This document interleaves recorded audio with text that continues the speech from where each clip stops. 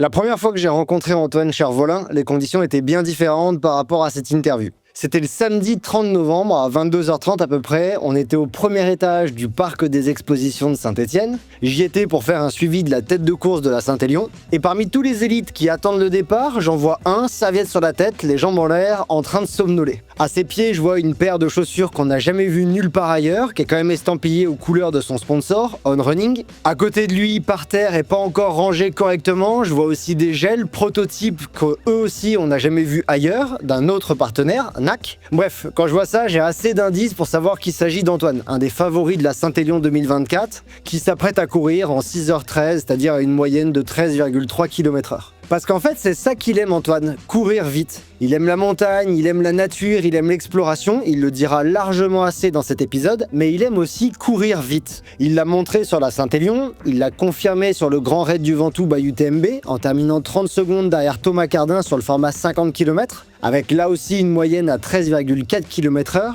Et il l'a montré plus récemment à la Maxi Race, en avalant les 60 km et 3400 mètres du parcours à presque 11 de moyenne pour finir à la première place. Quand j'enregistre cette introduction, Antoine prépare le Lavaredo by UTMB 2025. Et si je peux pas me projeter dans le futur, j'ai bon espoir que cette course va bien se passer. Mais en fait, quel que soit le résultat, je pense qu'on s'en moque. Vous verrez qu'il a mis toutes les chances de son côté pour que ce soit le cas. Et c'est ça qui est important. C'est de ça dont on va parler dans cet épisode avec Antoine. De comment il s'entraîne en général, mais aussi de comment il prépare cet objectif, qui n'est en fait qu'une étape vers ce à venir, en tout cas à ses yeux. Parce que comme tout trailer aimant les longues distances et les compétitions relevées avec de l'adversité, il rêve d'affronter les meilleurs et de s'affronter lui-même sur une des courses les plus exigeantes du calendrier, l'UTMB.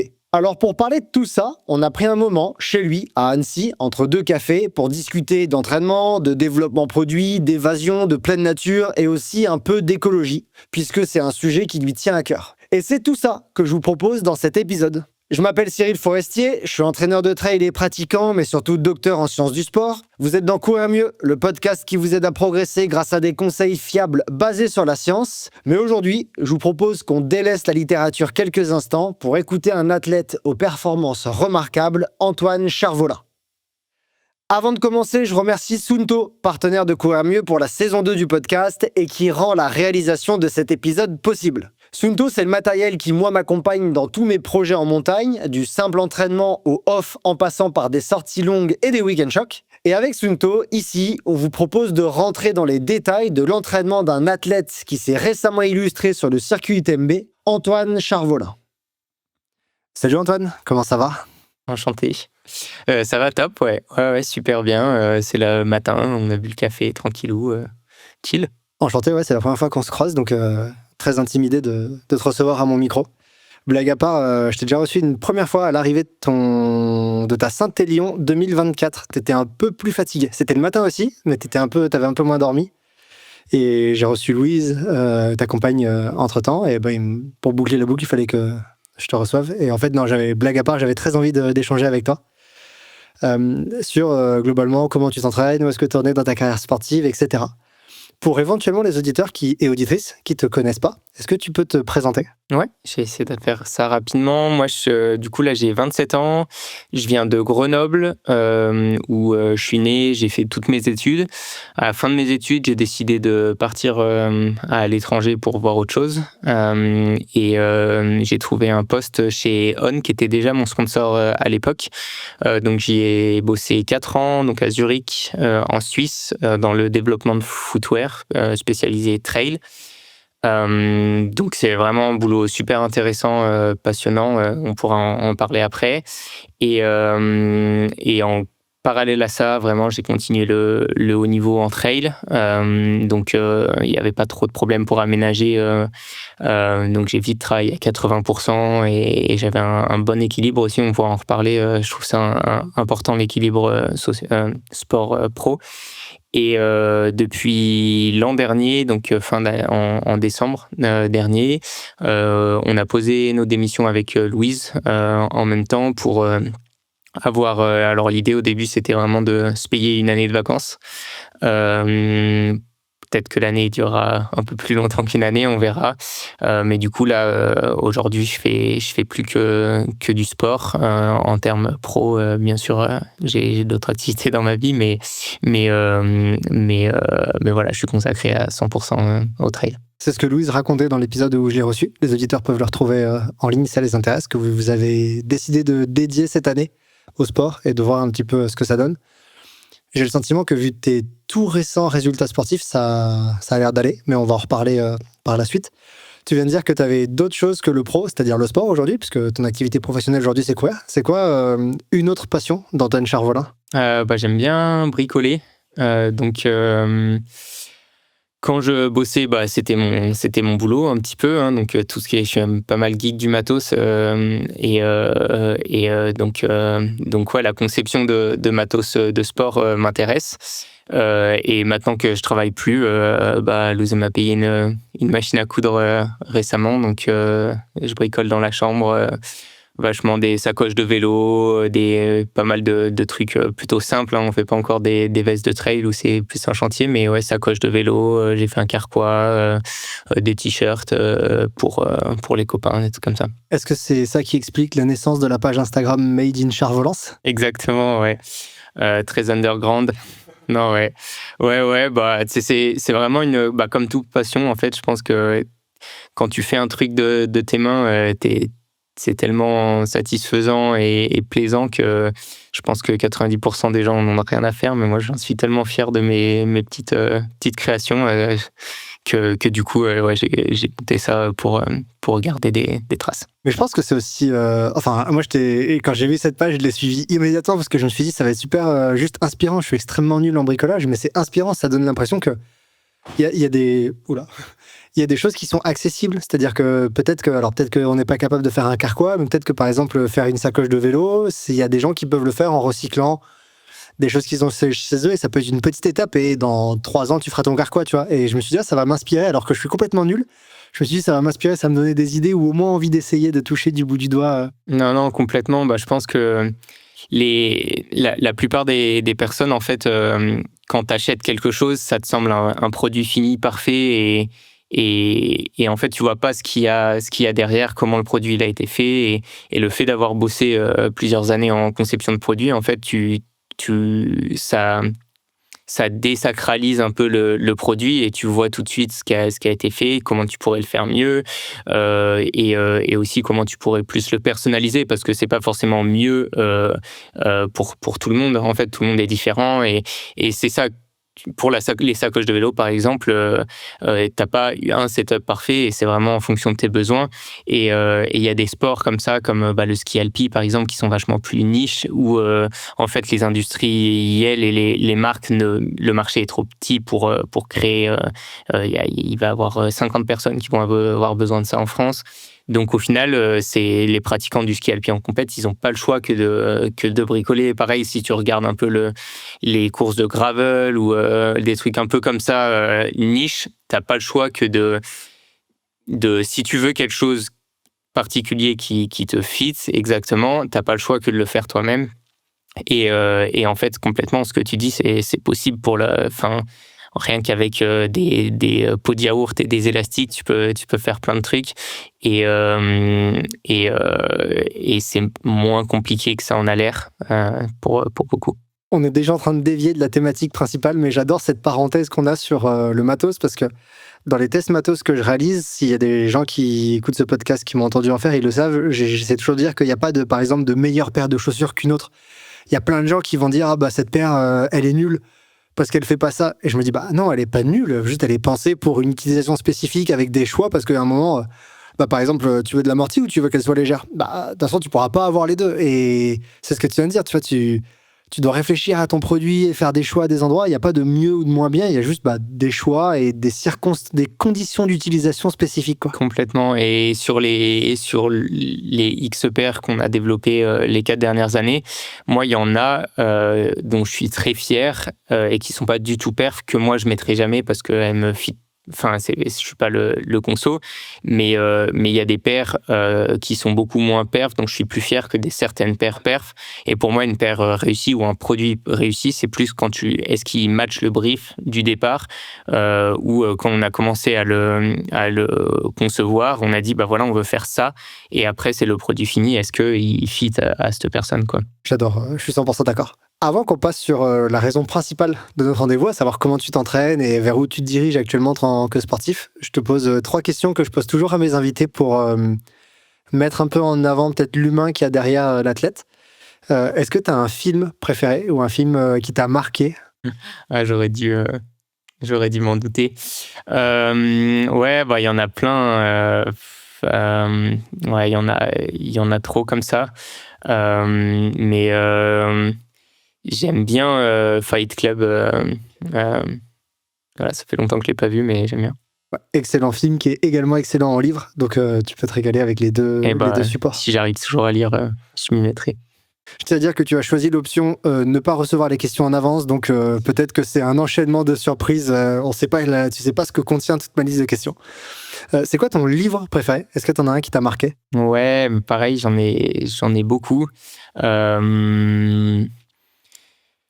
Je lisais surtout plus quand j'étais petit, mais là, rien qu'en ce moment, je lis un livre qui m'a vraiment plu, et c'est Les Mains du Miracle, où c'est l'histoire du médecin d'Himmler pendant la Seconde Guerre mondiale. Donc Himmler, personnage exécrable par vraiment de tous les côtés.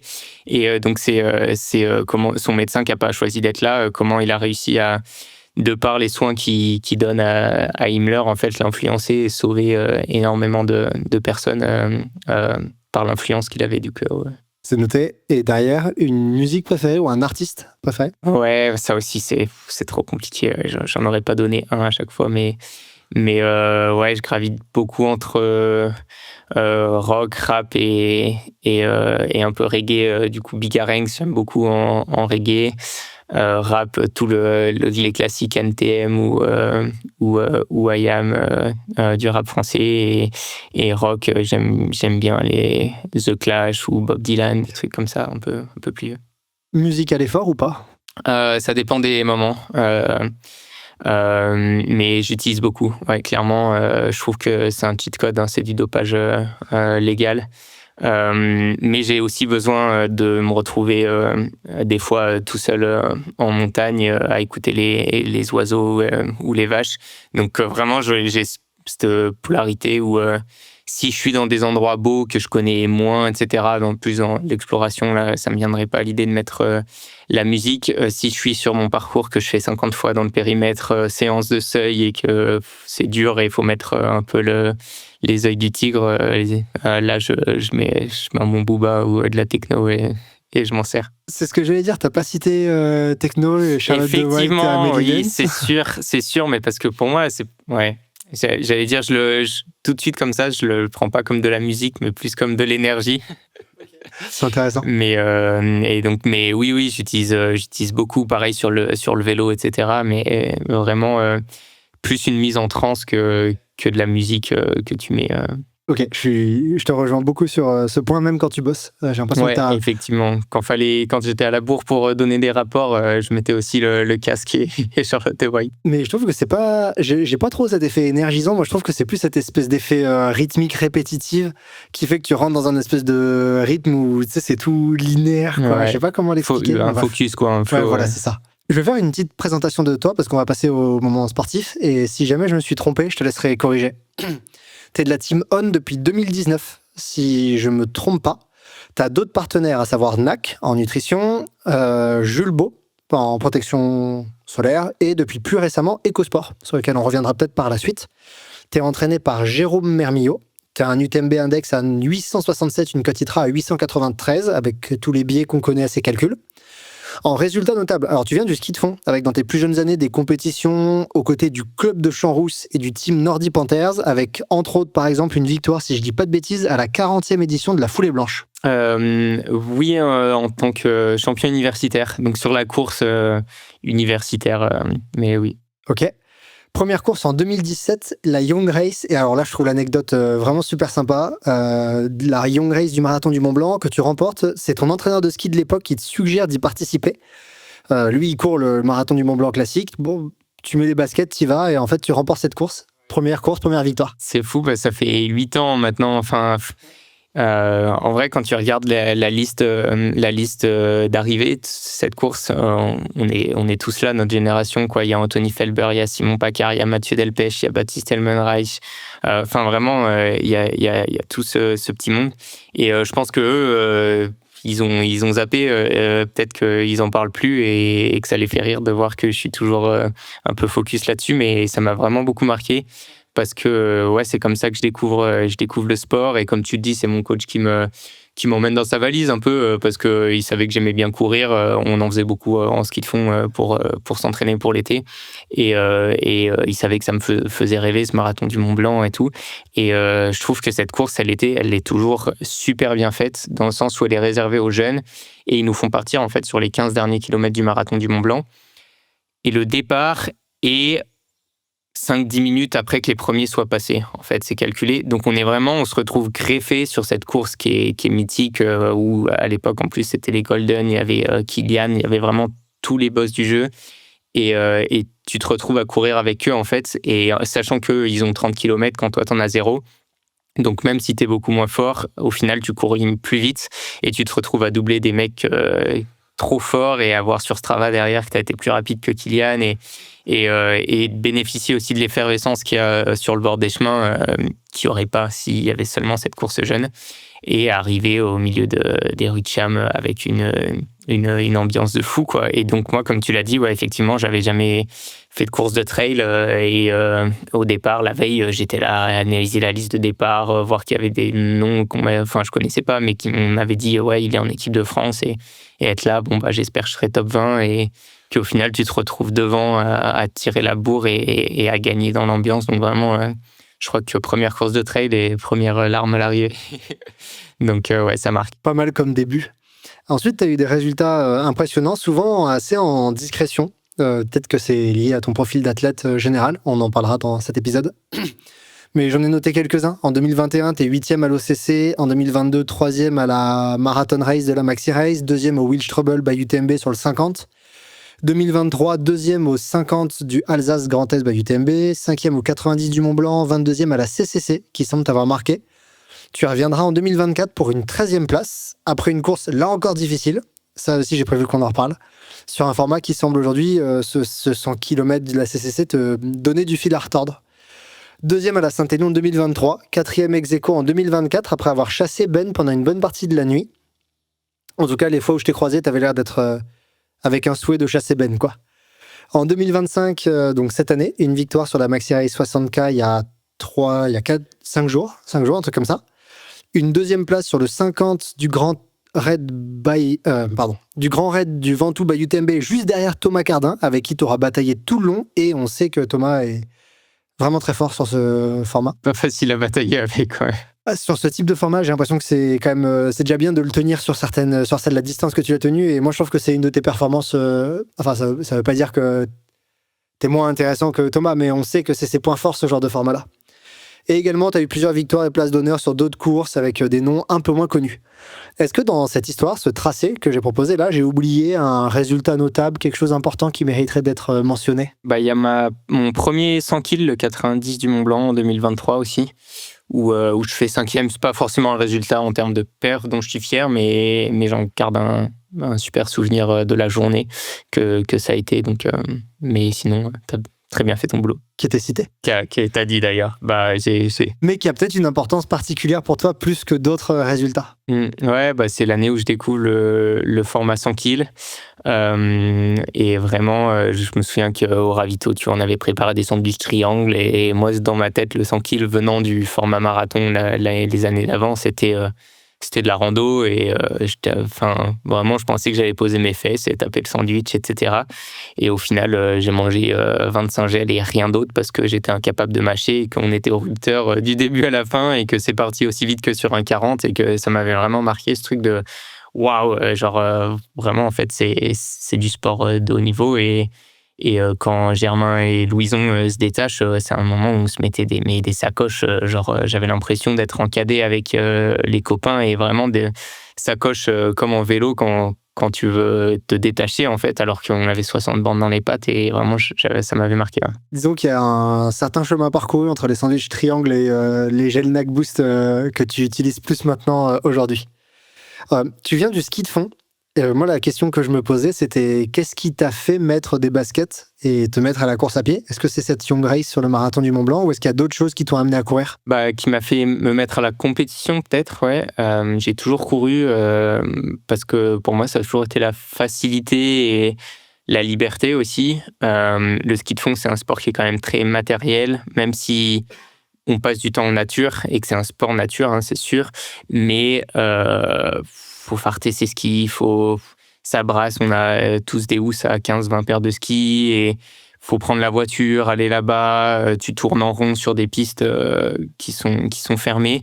Et la course à pied, pour moi, c'était génial. Ça a toujours été génial comme sport parce que vraiment, t'enfiles tes baskets et tu vas où tu veux, quoi.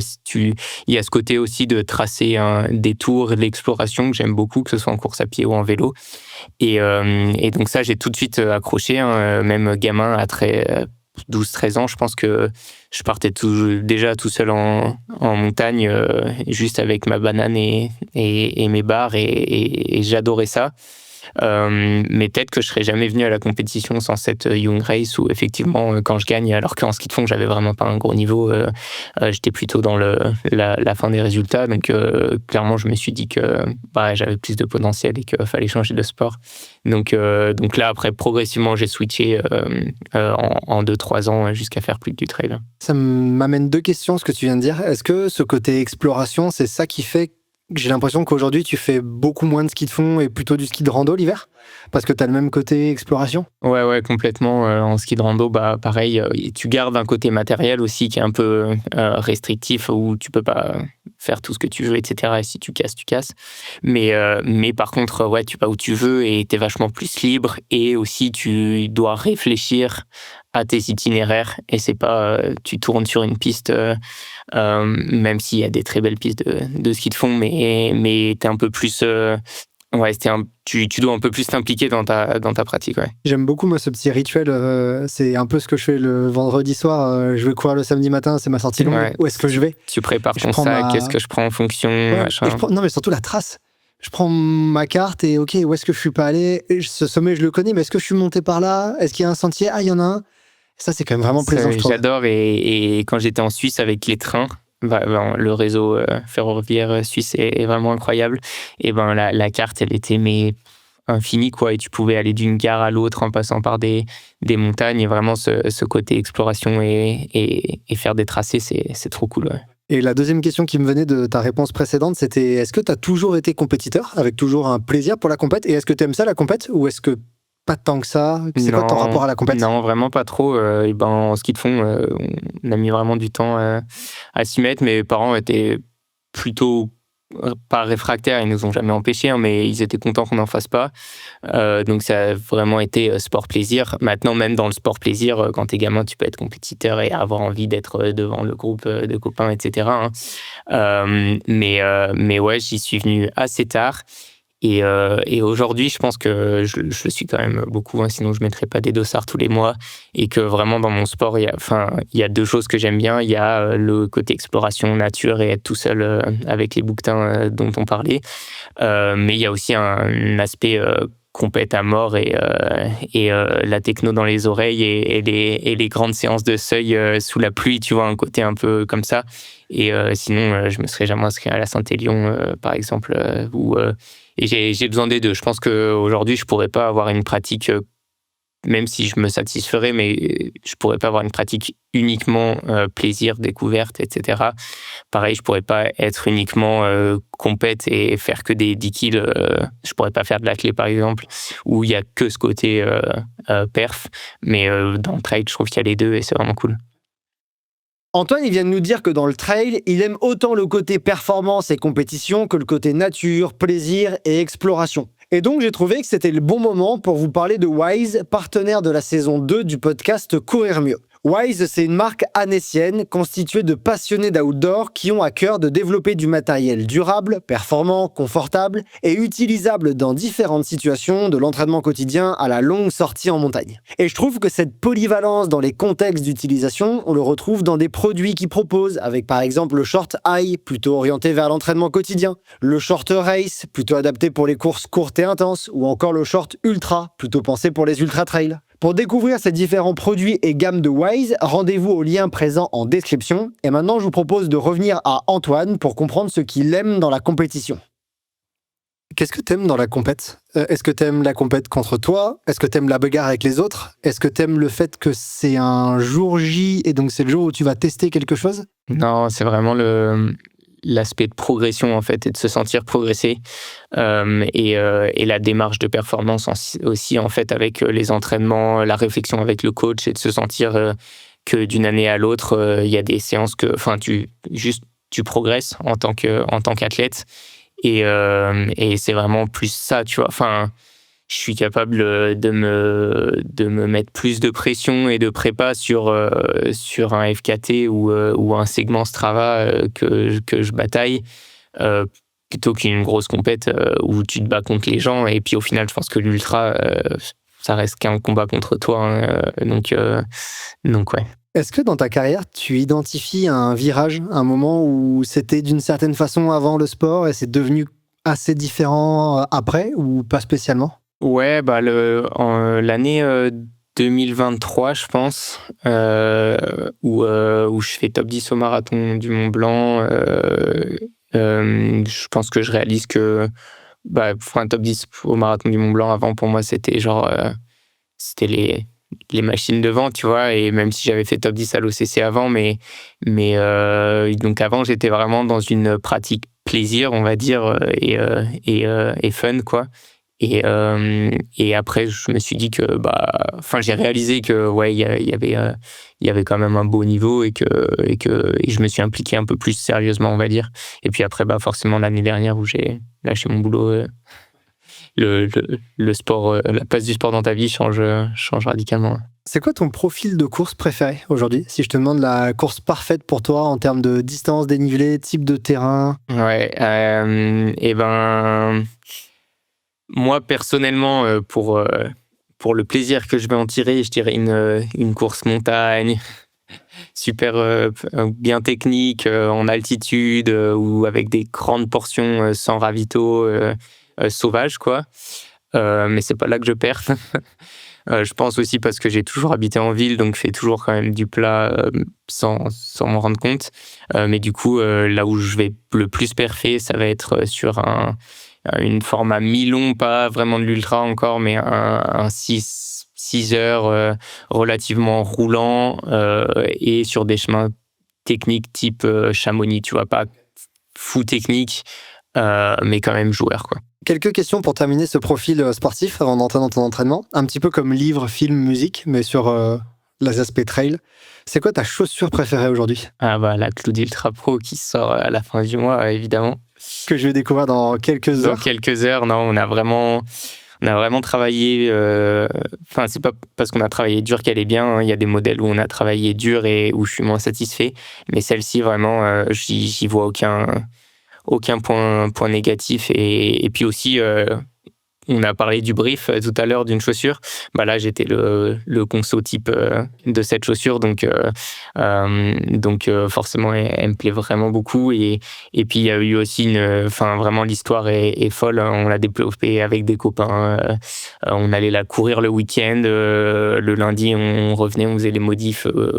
Des problèmes qu'on avait découverts le week-end. Donc c'est vraiment un projet pro-passion, quoi, où il y a tout qui s'est mélangé au bon moment et puis aussi avec de la réussite. Donc vraiment. Si c'est toi le conso de la Cloud Ultra Pro, je suis peut-être pas assez rapide pour la porter. On va voir ça d'ici quelques heures. Est-ce que c'est la chaussure que tu as portée sur la Maxi Race et sur la Saint-Élion, etc. Alors, c'est la chaussure que je mets depuis 2 ans, ouais, avec des petites évolutions, évidemment, mais faut dire que sur cette chaussure, le premier proto qu'on a sorti il y a donc 2 ans, il est vraiment très très proche. Dès le premier shoot, on on était dans la cible. Donc, on a fait des petites modifs pour la durabilité, etc.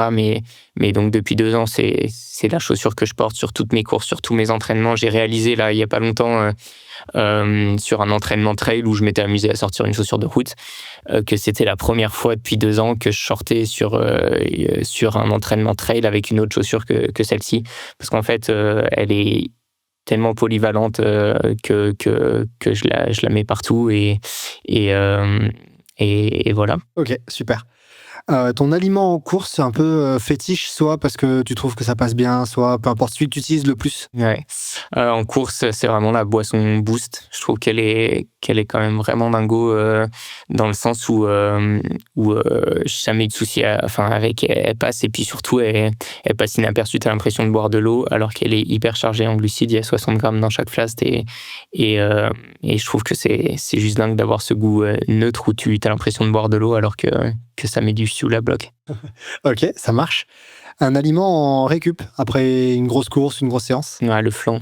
Le flan? Ouais, Ok. ouais, j'aime vraiment bien ça. En récup ou en sortie longue à vélo, c'est le truc qu'il y a dans toutes les boulanges, et même un flan dégueulasse d'une vieille boulange, il est bon, quoi. Ça reste si bien. Je te rejoins à mort parce que je trouve ce dessert incroyable, le flan. Ouais, c'est la pierre fondatrice de la boulangerie, je trouve.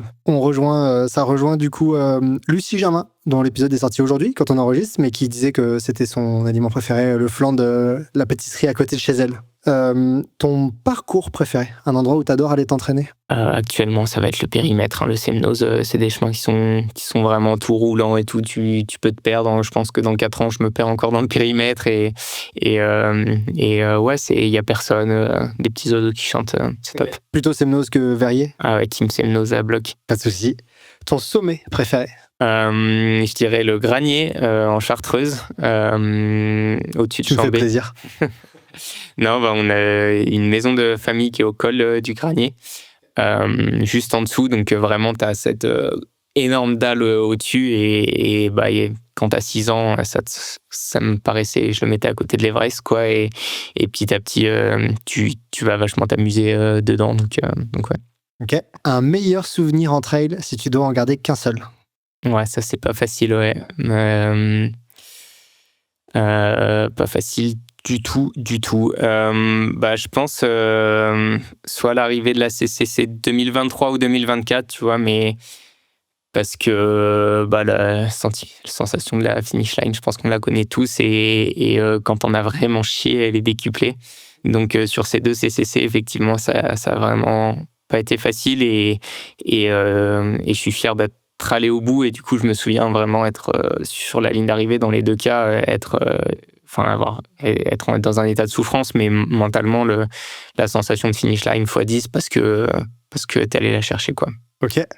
Cette fois, le revers de la médaille, le pire souvenir en trail? Avant la finish line de la CCC, Valorcine 2023, je pense. Valorcine Cham à la CCC 2023 où j'ai complètement explosé, et rarement été dans cet état-là. Elles t'ont vraiment beaucoup marqué, ces 2 courses? Surtout la 2023, ouais, parce que ça m'a mis un gros doute à cette idée de est-ce que je voulais vraiment faire de l'ultra, parce que c'était vraiment dur et c'était pas le sport que je connaissais aussi avant. Maintenant, j'ai compris qu'en fait, c'était ça l'ultra, mais avant, je connaissais la souffrance physio du moteur qui chauffe. Je connaissais aussi, sur des 40, t'as déjà les cuisses qui chauffent, donc la souffrance musculaire. Mais là, j'étais dans une souffrance du corps, en fait, où tu te dis c'est pas du sport santé, t'as mal aux articulations, t'as des ampoules, t'as mal au ventre, vraiment, et tu sens que tu fais du mal à ton corps. Et en plus, t'avances pas. Donc ouais, et vraiment après la course, je me souviens aussi avoir remis en question assez longtemps l'idée de même vouloir faire du trail en compète, où je me suis rendu compte que c'était trop dur pour ce que j'étais d'accord à faire mon corps, quoi. Tu penses que c'était quoi les raisons de ces difficultés sur ces courses? C'est que t'étais pas encore vraiment prêt pour ces courses ultra à ce moment-là? En termes de prépa, par exemple, c'était pas bon, et maintenant tu le trouves différemment, ou est-ce que maintenant tu tolères ce niveau de souffrance? On a pas mal débriefé du coup avec mon coach Jérôme là-dessus, puis aussi avec des copains qui avaient plus d'expérience, hein, Arthur Joyer-Bouillon. Et je pense pas que... je pense que tu peux jamais être pré un ultra la première année où tu le fais, quelle que soit la prépa que tu fais, en fait, tu vas jamais pousser aussi loin qu'en course. Et que c'est juste que c'était la première année et que voilà, tu te fais rouler dessus par la course parce que t'as pas l'expérience et que tu t'y attends pas. Ou je pense pas que je sois parti trop vite, juste que mon corps il avait pas l'habitude en fait de courir 100 km et c'est pas un truc que tu vas travailler à l'entraînement. Tu fais jamais de sortie de 100 km à l'entraînement. Donc, et encore moins à ces allures. Donc vraiment, tout le monde m'avait plutôt rassuré parce que vraiment après la course, j'étais là, mais qu'est-ce que j'ai pas bien fait? Je mangeais un gel toutes les 20 minutes, ça passait. Enfin, j'étais là, mais pourquoi j'ai explosé quoi? Je pouvais pas plus borner avant, ma prépa elle était idéale et tout le monde me rassurait dans le sens, non, faut juste que tu mettes un autre dossard, etc. Et que l'expérience, elle viendra et que ton corps, il s'habituera et ton mental aussi s'habituera à rentrer dans cette zone de douleur et tu l'accepteras et voilà. Et c'est au final ce qui s'est passé l'année d'après où encore plus tôt, je suis rentré dans cette zone où j'allais pas bien et au final, j'ai réussi à faire le dos rond et à me refaire une santé après. Donc ça revient et ouais, je pense que c'est ça l'ultra, en fait, être résilient. Ok, on en reparlera largement dans la troisième partie de l'épisode. Dernière question de ce portrait. Est-ce que tu as une ou un athlète, quel que soit le sport, qui t'inspire particulièrement? Ouais, ça, c'est dur, ça. En ce moment, j'aime bien Benjamin Védrine sur l'aspect exploration et alpi montagne aussi, mais en gardant la perf dans une... Enfin, c'est pas seulement un alpiniste qui va aller au sommet, il a vraiment une optique performance. Voilà, après, ça serait trop facile de dire Kylian parce qu'il est trop fort, mais ouais. Et puis aussi beaucoup Lachlan Morton, qui est un ultra-cycliste, qui a une approche vraiment super cool. Il y a plein de films sur lui. C'est un coureur de IF. Donc plein de films qui sont vraiment géniaux à aller voir. Il a fait le tour une année, le Tour de France en faisant les transitions aussi que les coureurs font en bus, lui à vélo. Et il est parti en même temps et l'idée c'était d'arriver avant les coureurs quoi. Et il se mettait, je crois, 500 bornes avec des cols par jour en moyenne. Il dormait, il était sans assistance, donc il dormait sous des bancs et il mangeait des baguettes. Et des flancs. Et des flancs à bloc. Donc non, je trouve que c'est des athlètes qui m'inspirent. Si je dis pas de bêtises, Benjamin, c'est l'athlète qui avait repris le FKT de exactement, et qui s'est fait bouffer 5 jours après. Et qui s'était fait prendre par un autre athlète d'alpi italien 5 jours après. Exactement. En termes de résilience, peut-être que là, il faut faire le dos rond. Ouais, je sais pas s'il voudra y revenir derrière, c'est sûr. Parce qu'il a bien donné, je crois. Antoine, je te propose qu'on passe à comment tu t'entraînes de manière générale. Alors, tu m'as dit en off, ça va être marrant, cette partie-là. Donc, j'ai hâte de voir ce que tu as à nous raconter. De manière générale, alors déjà, j'imagine que c'est quand même ton coach qui gère la plupart des choses, mais j'imagine que tu dois pas être complètement aveugle sur ce qui se passe, tu sais à peu près ce qu'il te propose. Comment est-ce que toi et lui, vous gérez ton volume d'entraînement? Est-ce que c'est quelque chose que tu estimes, que tu surveilles en été, en hiver, tu le comptes en heures? Comment tu approches le volume vraiment général? Je pense que ouais, c'est vraiment une collaboration. Je pense qu'il y a certains athlètes qui sont très scolaires, et je dis pas qu'il y a mieux ou pas bien, mais très scolaires et qui vont avoir besoin de ce coach qui lui dit voilà, tu fais ça, et ils vont venir cocher des cases. Là où moi avec Jérôme, c'est vraiment un échange, et je le vois plus dans le sens où il me propose des choses, et si je fais différemment, ça peut aussi être bien, tu vois. Et ça fait aussi 6 ans qu'on se connaît, et au début, quand on a commencé à bosser ensemble, j'étais hyper scolaire et je faisais ce qu'il me disait à la minute près. Puis petit à petit, ça a dévié. Mais ouais, collaboration, et effectivement, moi, ça fait quand même 10-15 ans que je fais de la compétition, donc je comprends quand il me met une séance, je sais pourquoi il me la met, je sais dans quel schéma il me la met, et que du coup, je peux la faire différemment. Tu vois, s'il met 4x5 et je fais 5x4, c'est pareil. Et du coup, il est aussi très en phase avec ça, et très axé sur le plaisir que tu as dans ta pratique. Et je pense que pour durer sur le long terme, c'est hyper important. Donc, limite, il m'encourage même si j'ai un copain qui fait une séance proche, à aller avec lui Et après, tu parlais du volume, comment est-ce qu'on surveillait ça? Moi, le ski de fond, c'est vraiment pas un sport où on parle de kilomètres, etc. On fait tellement de sports, la seule chose qu'on regarde, c'est le volume horaire. Donc, quand je me suis mis au trail, j'ai transposé là-dessus. Au début, j'ai fait des erreurs parce que je faisais des semaines à 10 heures, j'avais l'impression d'être retourné en poussin parce qu'en ski de fond, tu fais vite 20 heures. Sauf qu'en fait, 10 heures en course à pied, ça fait déjà plus de 100 kills. J'avais jamais couru plus de 30 kills par semaine. Donc, forcément, tu te blesses, mais c'est aussi de l'apprentissage. Maintenant, je continue à regarder vraiment plus le volume horaire que le volume kilométrique, même si je trouve que c'est important d'avoir un regard sur la charge mécanique, donc volume kilométrique. Et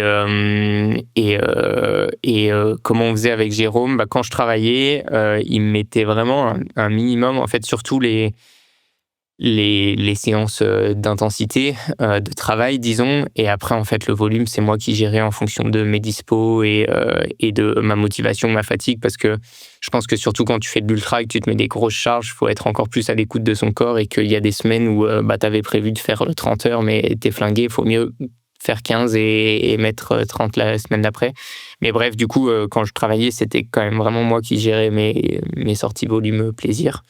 Là, je me suis rendu compte, du coup, en début d'année, où il continue à faire comme ça, que comme j'avais beaucoup plus le temps, je faisais beaucoup de volume, et on a eu une discussion où je lui ai dit que ça serait peut-être bien que lui augmente la difficulté de ses plans et du volume, parce que au final, si, disons, il me mettait une semaine à 10 heures avec juste des intenses, moi derrière, j'allais vraiment être pas frustré, mais super frais. Donc j'allais mettre 3 sorties de 10 heures en vélo dans la semaine, et au final, donc je fais une semaine à plus de 30 heures, alors que s'il me mettait une semaine à 25 heures, la semaine en soi me faisait peur, donc j'allais plus me fixer au plan, et que des fois, au final, j'en aurais fait moins.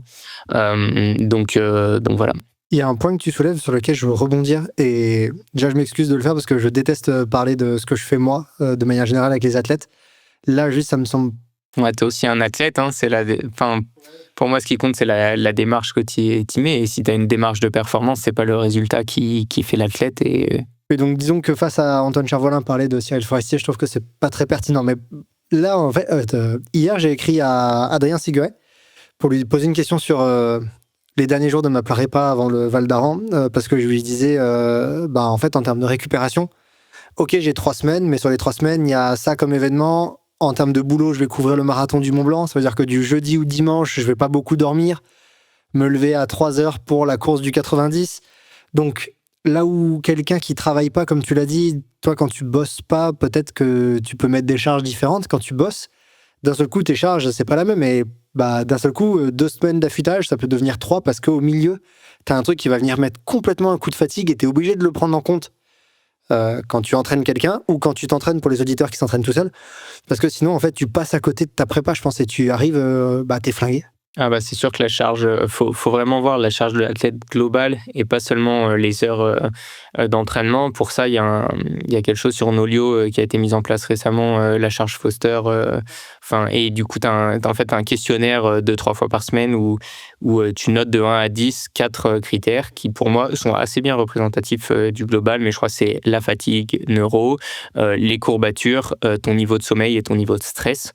Et pour ça, c'est sûr que si tu focalise juste sur le plan d'entraînement, ce que tu as fait, ou ton Strava, il y a des fois où tu as fait 10 heures d'entraînement, tu es là, c'est rien du tout et tout, je comprends pas, je suis cramé, mais ce que tu n'as pas vu, c'est qu'au taf, c'est le rush complet, et que tu étais en déplacement, tu n'étais pas chez toi, et c'est sûr qu'il faut le prendre en global, et que moi, il y a des semaines où j'ai chargé comme un fou, et j'avais l'impression d'être beaucoup moins fatigué à la fin de la semaine, parce que à côté de ça, je faisais que manger, dormir, j'étais en vacances, quoi. Tous les athlètes que j'entraîne remplissent ce questionnaire au moins une fois par semaine. C'est un qui est connu, c'est l'humeur et l'irritabilité. Est-ce que tu te sens irritable? Est-ce que tu as bien dormi? Est-ce que tu as des courbatures? Et je me souviens plus du dernier, mais c'est un 4 ou 5 items, et je trouve qu'au moins une fois par semaine, on devrait Si tu t'entraînes, on devrait tous le remplir. Ça te donne une appétence à t'entraîner au final et de est-ce que le coach il peut charger ou pas. Et il y a beaucoup d'études en ce moment sur les fractures de fatigue, un peu l'épidémie des trailers en ce moment, et donc sur le surentraînement. Et on se rend compte que il y a des gens, tu peux être en surentraînement avec 5 heures par semaine et pas surentraîné à 35 heures en fonction des autres jauges que tu as en fait. J'ai des hypothèses là-dessus, mais je m'intéresse beaucoup à ça et je pense que tu as un problème de quantification de charge et d'alimentation qui font que tu as plein de papiers là qui montrent qu'en trail, on n'est pas très bon en termes d'alimentation au quotidien à l'effort. Mais bon, c'est une autre discussion, on en parlera peut-être un petit peu plus tard. Comment tu travailles tes intensités ? Est-ce que c'est quelque chose que tu bosses souvent ? Est-ce que tu vas dans les zones très hautes ? Est-ce que tu fais un peu les zones intermédiaires ? Est-ce que tu fais un peu tout ? Ouais, non. Alors, déjà sur les capteurs, pour tracer l'intensité, dans mes mes premières années de pratique, j'étais très focus sur le cardio. Pour moi, c'est un peu la seule chose qui va y dire quelque chose en trail, parce que tout le reste, comme il y a plein d'autres, il y a du bruit dans notre sport, tu peux pas évaluer. Bref, maintenant je m'en suis vachement détaché parce que j'ai l'impression que je me connais vachement plus et je le fais, je suis 100% à la sensation, le RPE quoi, entre 0 et 10. Après sur qu'est-ce qu'on va travailler, ça va vraiment dépendre de l'objectif. Et en fait, ce qui est important, c'est d'aller travailler ton allure course quoi. Donc si c'est un 100 kg, il n'y a plus beaucoup d'intense, ou alors ça va être des 3 fois 30 minutes, un peu tempo dans ta sortie longue, quoi. Si tu en début de saison, l'hiver, je fais vachement de PMA, quoi, bien dur. Et puis voilà. Je pense que c'est important de garder quand même de la vitesse, de balayer un peu toutes les zones, mais surtout l'hiver dans la prépa générale. Et ensuite, quand j'étais jeune, c'était un peu go hard or go home, et fallait se faire mal. Sur la prépa Saint-Ébion 2023, avec Jérôme, on a vachement bossé sur des allures, mais vraiment bien plus confortables, donc qui se rapprochent du SV1, voire un peu en dessous, presque Fat Max un peu, mais longtemps pour le coup, et j'ai gapé, mais même en vitesse pure, énormément à ce moment-là, je me souviens. Donc c'était des allures genre beaucoup de 3,45, 4 au kill, quoi. Et au final, je me suis rendu compte que même mon ancien 3,10, il était passé à 3, tu vois, même en vitesse comme ça. Mais peut-être que j'ai aussi, c'est très personnel, je pense, encore une fois, faut pas vouloir copier-coller ce que fait quelqu'un, en fait, et que ça se trouve, moi j'ai très bien réagi à ça parce que j'ai toujours aimé les seuils faciles et longs, et que du coup, comme je prenais plaisir à ces entraînements, j'y allais avec plus de facilité et de plaisir, et que du coup j'en mettais peut-être plus, et que j'étais capable en fait d'accumuler ce travail, parce qu'en fait j'y prenais plaisir, là où en fait faire des 8 fois 1000 autour de la piste, ça pour moi c'est une vraie souffrance, et du coup je l'assimilais moins bien, tu vois. Donc voilà, je pense que c'est vraiment l'important, c'est l'individualisation, et avec Jérôme on se connaît super bien, ça fait 6 ans qu'on bosse ensemble, et du coup c'est là aussi où faut trouver un coach qui travaille en adéquation avec tes idées, et qui s'occupe vraiment de toi, et pas vouloir copier-coller des méthodes d'entraînement. Là, ce que tu viens de dire, c'est que en tout cas, tu as trouvé un intérêt à faire du volume un peu moins intense, en tout cas en base aérobie, ce qui est aussi une vague un peu actuelle, je pense, qui est arrivée ces dernières années en disant ralentissez un peu, c'est bien la base aérobie, c'est bien quand on y va cool. C'est sûr, même les coureurs de 800 ou les pistards qu'on a chez On, etc., je regarde un peu ce qu'ils font, et je vois que, tu vois, ils font énormément de seuil 1, quoi, même pas seuil 2, en fait, mais du coup, on met vachement plus, tu vois, et que, après, c'est des vagues d'entraînement, hein, des idées, mais qu'ils font ça pour préparer du 800 qui est même, c'est au-dessus c'est du lactique, pas du seuil 2. Et après, moi, pour revenir, je pense que vraiment ça fait un peu des cycles, et que c'est des effets de mode, et qu'en ce moment c'est ça. Puis après, je me souviens qu'il y a 15 ans, quand j'ai commencé la compète, c'était vraiment soit tu t'entraînes super facile, soit tu vas taper des gros intervalles très durs, mais cette zone au milieu là, faut pas y toucher parce que elle te crame, quoi. Et aujourd'hui, c'est la zone où moi, je m'entraîne quand même beaucoup, etc. Et au final, je vais rarement me faire des trucs très, très durs. Et puis, je m'emmerde à aller lentement. Donc, et que peut-être dans 10 ans, ça rechangera, bref. Et ça se trouve, les deux t'auraient amené les mêmes résultats au final, en fait. Je pense que l'important, c'est d'aller courir, quoi. Ouais, c'est clair. Je me posais une question sur tes intensités. Tu disais PMA. Est-ce que tu fais tes séances d'intensité à pied tout le temps? Ou est-ce que des fois tu les fais en ski, des fois en vélo? Non, moi, je fais vraiment très, très pro entraînement croisé pour le coup. Ça n'a pas changé depuis 10 ans. Donc, je pense que, il faudrait regarder exactement, mais la course à pied représente seulement 50%, je dirais, de mon volume annuel. Donc, l'hiver, ça va être le ski et en complément, et l'été, le vélo. Hein. On reste sur ces 3 sports seulement.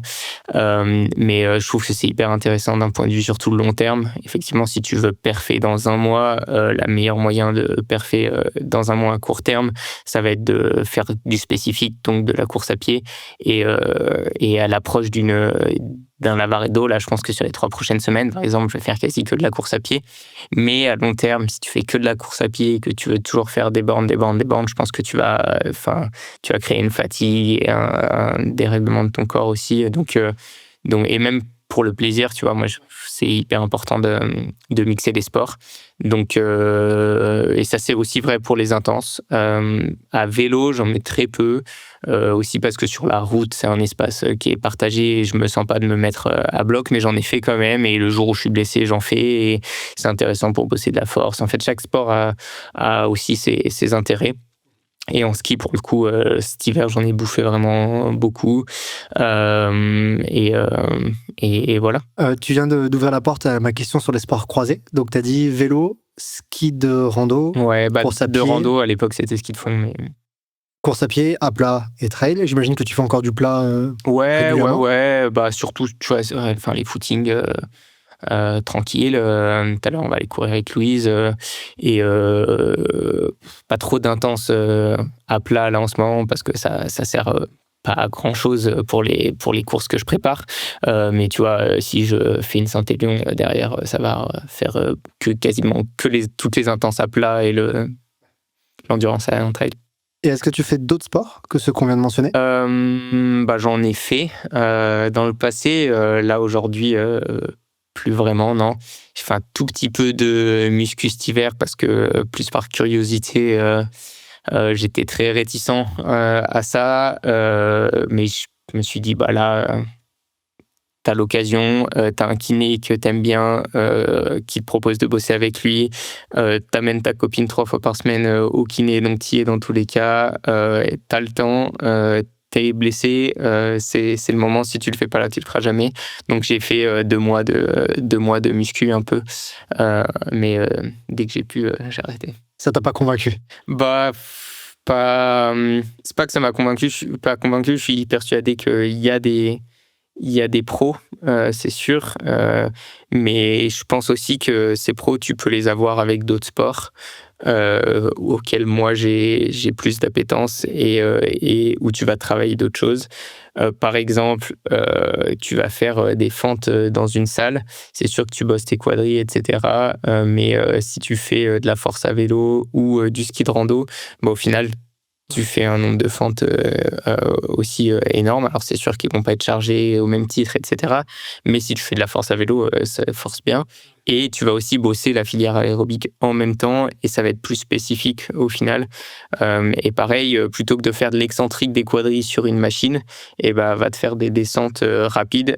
Tu vas bosser l'excentrique de tes quadrilles, tu vas avoir les mêmes courbates le lendemain, mais tu auras aussi bossé le neuro et l'adaptation au terrain et tu seras plus spécifique, quoi.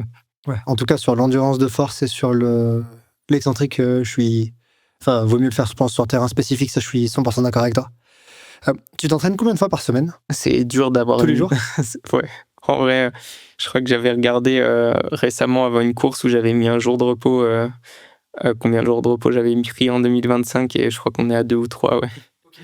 Mais aussi parce que j'aime ça et sur mon plan d'entraînement, j'en ai plus des jours de repos objectivement. Par exemple, aujourd'hui, je devrais pas courir, mais que j'aime ça et que si un copain me propose d'aller faire un petit footing, je vais y aller.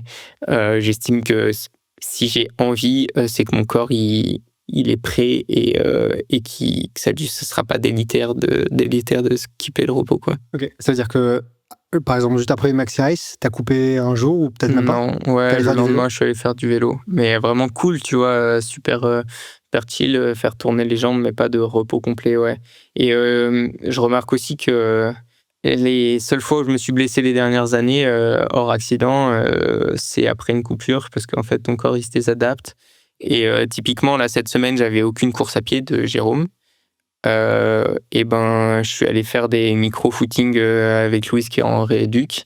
Donc on parle de 5 km, chose que j'aurais peut-être jamais fait tout seul parce que sortir les baskets pour 5 km, je sais pas si beaucoup de gens le font, mais je pense qu'au final, ça maintient ton corps un peu sous charge, tu vois, et ça le désentraîne pas. Enfin, plutôt, il n'y a pas de désadaptation, même si je pense qu'en une semaine, il n'y a pas beaucoup de désadaptation, mais je pense que si tu es tout le temps en prise, le corps ne se blesse pas. Après, il faut faire gaffe à qu'il n'y ait pas une grosse blessure parce que l'élastique est à lâcher, tu vois, mais je pense que c'est intérêt d'avoir un peu... Il y a des intérêts à avoir tout le temps un peu une petite contrainte, quoi. On a parlé plutôt d'entraînement physique. Est-ce que t'as fait de la prépa mentale ou jamais eu besoin? Parce que c'est aussi ça, c'est une question de besoin aussi. Comme la muscu, tu vois, je suis assez curieux et je trouve pas que c'est un peu survendu en ce moment, tu vois, mais il y a beaucoup de gens. En fait, je trouve que certains discours, c'est rarement les discours des coachs de muscu ou des coachs de prépa mentale, hein, mais plus de personnes qui communiquent sur l'entraînement vont te dire que tu vas gaper, te transformer avec 2 heures de prépa mentale. Je trouve que quand tu es débutant externe, c'est le raccourci un peu rapide et que, en fait, c'est si tu en as besoin et qu'il y a certaines personnes qui ont un gros blocage sur le mental. Et pour ces personnes, peut-être que ça va les débloquer et les aider à avoir quelque chose. Mais il ne faut pas croire que tu vas gagner 20 points de VO2 en faisant des prépas mentales ou de la muscu. Et j'estime que c'est des choses que je travaille aussi vachement au quotidien, tu vois. Alors, donc, j'ai jamais fait de prépa mentale, donc je parle de quelque chose que je connais pas, mais la visualisation ou des choses comme ça, bah, au final, quand je prépare mon sac la veille d'une course, je me visualise, je fais mon trajet, je réfléchis à le profil. Tu te projettes déjà vachement. Quand je fais mes intenses, je me mets dans ma bulle et il y a l'acceptation. Enfin, il y a plein de choses comme ça qu'on travaille au quotidien sans tamponner ça en mode prépa mentale, mais au final, ça en est, quoi. Une autre question que je vais te poser, c'est en termes de récup. Est-ce que tu vas me parler de questionnaires? Toi, tu les utilises, donc c'est ça? Est-ce que c'est le seul outil que tu utilises pour suivre un peu ta forme? Est-ce que tu mets en place, alors de la VFC peut-être pas, mais peut-être que si? Ou est-ce que tu la mets en place à certains moments? Comme pour les capteurs dont on a parlé, moi, je me suis beaucoup détaché de tout ce qui est data, sport science et compagnie. Et sur la récup, c'est 100% ressenti au final. Et le questionnaire dont on parlait, c'est du ressenti, hein. Donc, si je me sens cramé, c'est que je suis cramé, quoi. Et si je me sens bien, peu de choses près, normalement, c'est que je suis bien. On a tenté la VFC il y a 5 ans avec Jérôme. Mais au final, le jour où j'avais un score de VFC pourri, j'allais quand même m'entraîner, quoi, parce que c'était le créneau que j'avais et j'y allais. Et puis quand tu sais le pourcentage, la marge d'erreur, en fait, de ce que tu mesures des choses très précises avec une marge d'erreur qui est quand même assez grosse. Donc au final, comme tous les bracelets Whoop et compagnie qui te donnent des scores de sommeil, etc., je pense que si tu te penches derrière, je pense que les algos sont très bien faits, mais l'instrument de mesure n'est pas assez précis pour que ça soit accurate. Alors, je souris parce que je suis 100% d'accord avec toi. Je suis par exemple, je déteste la VFC à la montre parce que je me dis, mais c'est un électrocardiogramme qui mesure des pics électriques et là, une montre qui te donne des espèces de vagues de pulsations. On parle de millisecondes. Je veux dire, comment tu peux estimer? C'est exactement ce que j'allais dire. La VFC, si on se renseigne, c'est quand même l'écart entre chaque. Et ça se mesure en millisecondes et on mesure ça, donc si c'est à la montre, avec un capteur optique qui est franchement pas... Et qui prend des vagues de pulsations sanguines. Donc ça te fait vraiment des vagues. Déjà, c'est pas un pic, c'est une vague. Et on dit, entre le sommet de la crête là, il y a à peu près... Pour moi, c'est soit tu veux faire de la VFC, tu le fais bien, et c'est trop cool, mais tu le fais bien, il te faut juste une ceinture. Tu veux un score de sommeil, tu mets un outil qui le mesure bien, un outil précis, pas un algorithme qui corrige précis, un outil précis. Si tu le veux pas, par exemple un questionnaire, on sait que ça marche, c'est validé. Donc dans ce cas-là, utilise l'outil qui est précis comme le questionnaire. Et après, à ça s'ajoute... Il y a plein de choses qui sont bien pour la récup, il y a plein de choses qui sont bien pour les tracking, etc. Mais il faut aussi voir ce que ça demande pour l'athlète en charge. Et la VFC, par exemple, c'est tu passes 15 minutes, si tu veux la faire bien, tous les matins. Donc, tu dors 15 minutes en moins. Et c'est aussi un stress. Si tu as une mauvaise VSC, ça te met une charge mentale, etc. Et il faut voir le pour et le contre, en fait, de chaque chose. Et moi, aujourd'hui, j'estime que mon ressenti est assez bien pour que je me mette aucune autre charge là-dessus, quoi. Ouais, je suis vraiment très content que tu parles beaucoup de ressenti dans les séances et dans la récup, parce que c'est l'outil que les auditeurs qui m'entendent faire des épisodes des Scientific Day ou quoi, ils l'ont entendu plein de fois. Je trouve que c'est le meilleur outil, le ressenti. Il n'y a aucun capteur aujourd'hui qui intègre simultanément autant de feedback, de retour de nous-mêmes que le ressenti. Sur une séance, si ton cardio il est à je sais pas combien, mais que tu peux plus parler et que tu es dans le rouge, tu es dans le rouge. Typiquement, le cardio, quand tu es vraiment petit en club et que tu n'as pas de cardio, on te dit, la endurance, tu peux avoir discuté avec tes potes, des longues discussions. Seuil 1, tu peux lâcher 2-3 mots, mais pas des grandes phrases. Et seuil 2, tu es à bloc. Et oui. Pour moi, ça suffit largement. Et je pense que pour tout, pour le matos aussi, je suis vraiment dans une philosophie où l'entraînement, la vie, le plus simple, c'est... Le mieux, c'est, même pour le matos, quelque chose qui marche et qui est simple, faut le garder, quoi, parce que plus tu vas complexifier ton truc, plus il y a de chances qu'il y ait un grain de simple qui vient se mettre dans la machine, quoi. Et j'ai cette vision depuis pas longtemps pour l'alimentation, ou peut-être que je me trompe, mais j'ai l'impression que ça rejoint un peu ça. Je suis passé sur quasiment que des gels, mais parce qu'en fait, c'est super simple, c'est-à-dire que j'ai pas calculé mes gels, puis de la boisson, et des fois je vais prendre une petite barre. En fait, je sais que j'ai ça, et ça sonne, ma montre sonne, je prends un gel, et ça, c'est juste que ça marche pour moi. Mais en fait, j'ai juste simplifié le truc, c'est pas mieux ou moins bien, c'est les mêmes apports, mais c'est plus simple. Et le corps est une machine vraiment hyper complexe, et je pense qu'aujourd'hui, on n'a pas les outils pour la modéliser, clairement. Je voulais parler équilibre pro, perso, sport. T'as arrêté ton job donc d'ingénieur, développement produit chez On, si je dis pas de bêtises, c'était ça. Ouais, j'étais pas vraiment. J'ai une étude,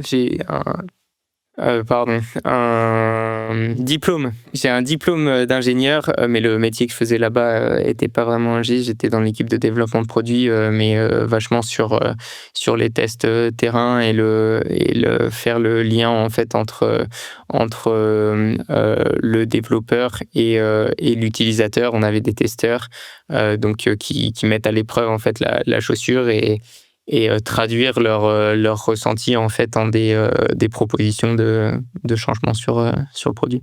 Ok, super clair. J'avais 2 questions sur cet équilibre pro-perso. Est-ce que arrêter ce job, ça t'a permis de trouver un meilleur équilibre entre vie perso, vie professionnelle d'athlète et vie sportive? Ou alors, est-ce que ça a pu un peu déséquilibrer dans le sens, il me manque autre chose que le trail maintenant? Je pense que c'est un peu tôt pour le dire parce que ça fait seulement 4 mois et que, moi j'ai envie de courir dans 10 ans, tu vois. Donc, pour qu'il y ait un équilibre qui se mette en place et, j'ai un peu envie de dire, on verra à la fin de l'année, tu vois, déjà. Et même une année, faut voir sur le long terme. Ce que je peux dire, par contre, c'est que c'est quelque chose qui m'angoissait vachement. On a mis du temps à prendre cette décision et pendant 4 ans, moi, j'ai été extrêmement satisfait d'avoir cet équilibre et d'avoir autre chose que le sport dans ma vie. Et c'est quelque chose que je prônais vachement que je pense que je trouve très important dans le sens où j'avais aucune pression sportive en fait parce que le sport c'était mon hobby du week-end et bien sûr je m'investissais énormément voire plus que dans mon pro parce que pour moi c'était très important personnellement Mais le week-end au départ de ma compète, objectif de l'année, etc., j'avais aucun stress extérieur dans le sens où que je gagne la course ou que je fasse dernier, mon frigo il était rempli pareil à la fin de la semaine et que je le faisais pour moi en fait. Donc ça c'était un gros plus d'avoir un métier, donc la pression. Aussi sur sortir du microcosme de la course à pied, etc. Le lundi, j'avais perfé le week-end. Le lundi, j'arrivais, je retrouvais mes collègues, mères de famille. On parlait d'autres choses. Au début, elles ne savaient même pas que je courais. Et tu te retrouves comme quelqu'un de normal, en fait, et tu as des discussions autres. Je trouve que c'est important de garder une ouverture d'esprit sur le monde et pas seulement être course à pied, même si c'est ta passion. Donc ça c'est le deuxième chose. Et après un peu dans le stress de la séance et dans l'organisation de ta vie au quotidien, dans le sens où si tu as 1 heure pour y aller, tu te poses pas de questions, tu y vas et tu l'as fait. Et j'avais un peu peur de ce truc où tu as une grosse séance dure qui te fait peur le lendemain, et la repousser, être là quand tu as que ça à mettre dans ta journée, c'est un peu plus problématique. Aujourd'hui, avec les 4 mois de recul que j'ai là, je suis très agréablement surpris dans le sens où j'ai vraiment pas plus de pression. Aussi parce que le début de saison a bien marché, donc peut-être que ça fausse un peu ça, mais je me sens pas de pression au départ et vraiment les partenaires avec qui je travaille n'en mettent aucune, et même moi ça a pas changé, mais aussi peut-être parce qu'au final, la pression, la compétition que je pratique, elle est d'abord par rapport à moi, et donc au final, la pression que je me mettais tout seul est la plus importante. Sur le voir d'autres choses, c'est sûr que j'ai pas les collègues, etc. Mais du coup, j'ai aussi une vie sociale qui a vachement augmenté. Là où l'année dernière, vraiment, c'était boulot, entraînement. Je rentrais chez moi, je mangeais mes pâtes, j'allais au lit. Il y avait vraiment que ces 2 choses. Je voyais des copains pour aller m'entraîner, en fait, et pour bosser, parce que la plupart de mes collègues étaient des copains. Et là, en fait, au final, j'ai remplacé le boulot par des sorties comme la plupart des gens, quoi. Donc ça, c'est quand même agréable, et je fréquente des gens qui sont hors sport, donc ça permet aussi de garder une ouverture d'esprit.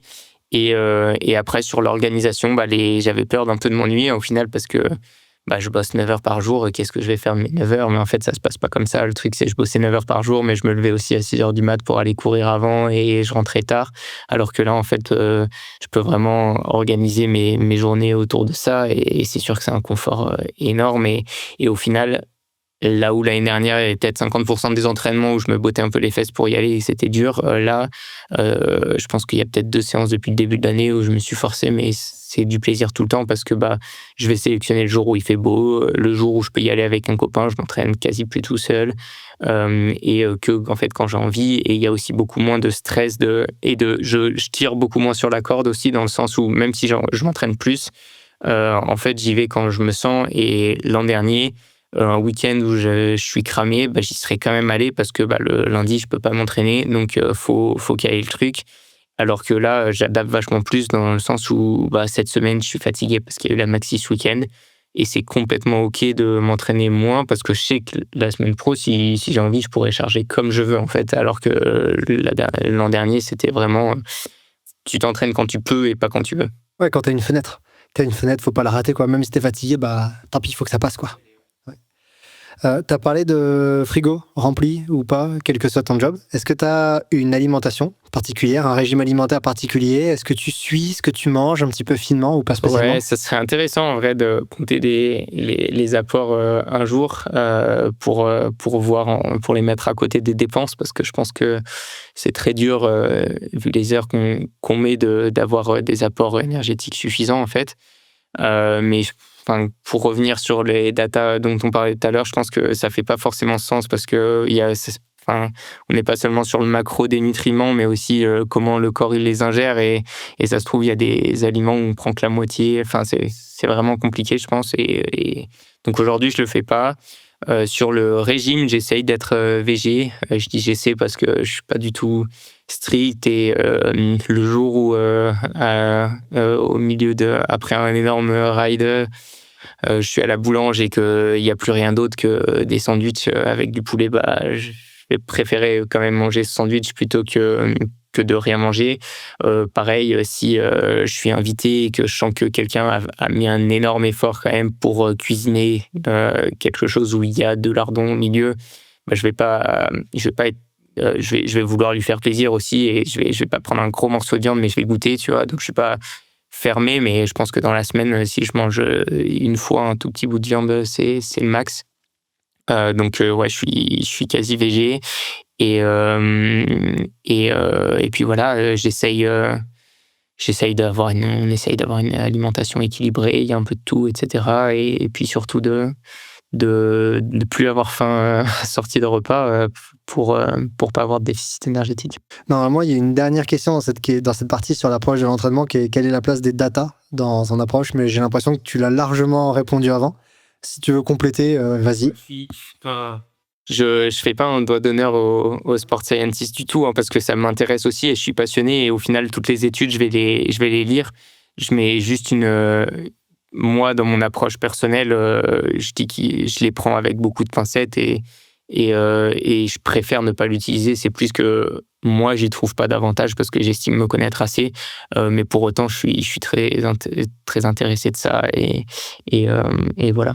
Je trouve que c'est pas du tout faire. Alors, je me permets de rebondir parce que j'ai pas cette impression que tu fais un raccourci que je trouve pas parfaitement correct, mais en fait, c'est pas faire un doigt d'honneur aux sport scientists que de pas s'intéresser aux data qu'on appelle plus objectives ou plus brutes, comme l'AFC, le lactatémie. C'est d'autres data, la sensation. Si je te demande ton RPE de 1 à 10, il y a une échelle et tu réponds, c'est une vraie data. Mais c'est plus subjectif que scientifique. Mais les data subjectives, pour moi, elles sont tout à fait correctes. C'est peut-être science dure, science... Ouais, et t'as quelqu'un, Sean, qui fait une thèse avec beaucoup de data subjectives. Exactement, on s'appelle de temps en temps là-dessus et effectivement, elle s'en éloigne assez. Et moi, mon boulot était purement subjectif. Et à côté de ça, il y avait une équipe de sport scientists qui, eux, récoltaient plus des datas brutes, quoi. Là où moi, je travaillais qu'avec des curseurs de 0 à 10, quoi. Et ce que je trouve, encore une fois, pour dire qu'aujourd'hui, on fait des choses qui sont... le sport et le corps humain est trop complexe pour réussir à l'évaluer avec des chiffres, je trouve. C'est que l'équipe de Sport Science, si on avait des résultats qui concordaient avec mes résultats subjectifs, c'était trop bien parce que c'était une preuve supplémentaire, tu vois.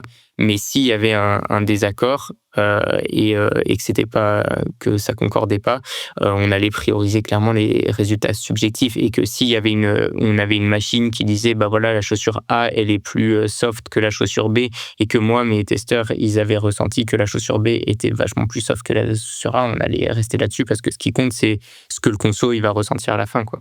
Ouais, je suis 100% d'accord avec toi, mais peut-être que c'est juste une opposition science dure. C'est vrai que science humaine, on va dire. Le subjectif reste de la science, c'est vrai. Bon, en tout cas, moi j'aime bien ces mesures, mais je suis peut-être biaisé, je suis peut-être un peu trop biaisé parce que je viens de ces sciences-là. Bref. J'aimerais aborder la dernière partie de cet échange avec toi, à savoir ton passage sur le format ultra. Alors, j'ai repris un petit peu l'historique de tes courses pour préparer cette partie-là, et je suis tombé sur une publication qui m'a fait sourire. En 2023, tu as écrit un post sur Instagram après la CCC, et tu as écrit « Running », donc je le fais en français, « Courir 100 km is way too much », donc courir 100 km, c'est beaucoup trop. Et le 4 mars 2025, tu annonces sur Instagram que tu vas faire un 100 miles et le Lavaredo, donc la TDS et le Lavaredo by UTMB, 120 à 5800, et du coup la TDS 150 et 9500. Je croyais que running 100 km is way too much. Qu'est-ce qui s'est passé ? Je pense que je suis pas le seul à être un peu con dans les trailers. Je pense que toute la course, on peut se répéter plus jamais. Et au final, 10 jours après, t'as envie d'y retourner. Voire plus tôt. Voire plus tôt, ouais. Pareil sur la Saint-Élion, vraiment, la première, j'ai souffert à un point. J'ai vraiment franchi la ligne en me disant, voilà, c'était chouette, mais je ne reviendrai pas parce que c'est trop dur et qu'il n'y a pas d'intérêt. Et au final, je la cours l'année prochaine, mais je pense que ça, c'est un problème récurrent du coureur à pied. Ouais, on en parlait en début d'épisode aussi sur la difficulté de l'ultra, et au final, tu trouves des clés petit à petit, et que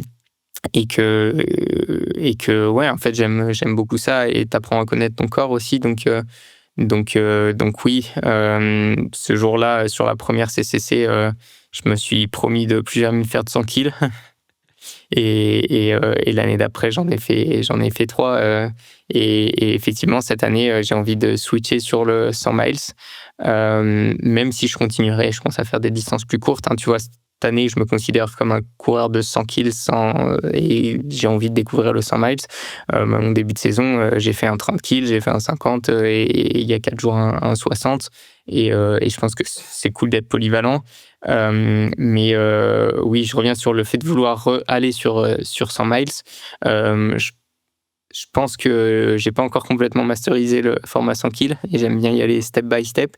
Mais pour autant, ce qui me fait vraiment rêver là, à moyen terme, c'est courir l'UTMB. Et pour ça, je pense que j'ai plus affaire à aller me confronter aux 100 miles directement que de perfectionner le 100 kills, parce que ça reste des formats très différents. C'est 20 heures, 10 heures. Et en fait, il y a une phase d'apprentissage qui est grande. Donc, si j'attends de complètement être master du 100 kills à mon échelle, mais d'avoir optimisé mon potentiel 100 kills, derrière, après, il y aura 2-3 ans encore et il y a un moment, au final, t'es jamais prêt. Ma mère, elle se fait du souci, mais c'est trop tôt, etc. C'est toujours trop tôt d'aller faire un 100 miles. Et il y a un jour, faut sauter dans l'eau et voilà, voir comment ça répond et s'adapter après. Du coup, j'allais te poser la question de qu'est-ce qui t'attire dans ces deux courses, mais en fait, si j'ai bien compris ta réponse, là, la TDS, une des raisons pour lesquelles tu y vas, c'est pour commencer sur le 100 miles et parce que l'UTMB t'attire? À 100%, je vois pas du tout la TDS comme un achievement, comme une fin en soi. Même je la vois pas trop comme une course aujourd'hui, mais plus comme une aventure et passer 20 heures dans les baskets, en fait, chose qu'aujourd'hui j'ai jamais fait et je sais pas comment je réagis, et je ferai jamais ça sans dossard.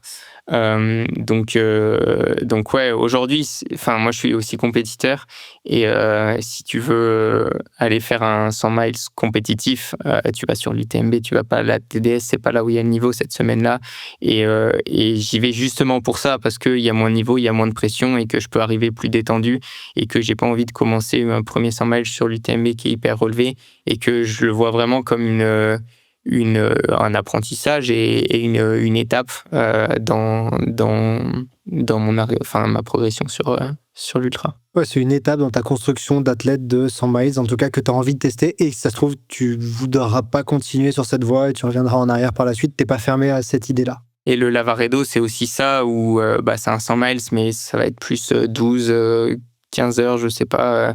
Donc, ce qui est quand même plus proche des 10 heures que je faisais l'an dernier. Donc, on est graduel, quoi. Enfin, on essaie. Ok. T'es un coureur tu me corrigeras si je me trompe pas, qui me semble être plutôt rapide. Typiquement, j'ai l'impression que t'as le profil un peu comme Thomas. Vous êtes rapide, vous courez vite, les formats où ça roule, vous êtes imprenables tous les deux.